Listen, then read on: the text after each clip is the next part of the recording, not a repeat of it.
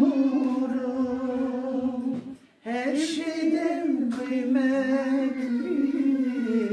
Ah ana canım, baktım kulvançım, kalbimde sırrım.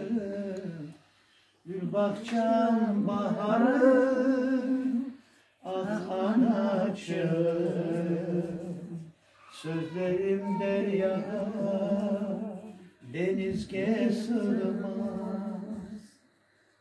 Senin için açılan gülleri solmaz.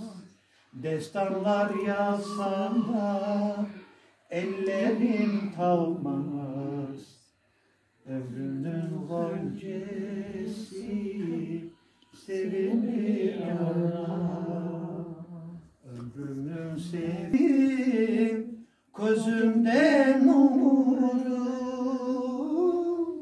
her şeyden kıymetli. Ah ana canım, baktım kulvançım, kalbimde sırrım. Gül bahçem baharım, ah anacığım. Eşkınıza Maşallah. yıllarında kendimi ancak tutayım da ağlamayayım diye.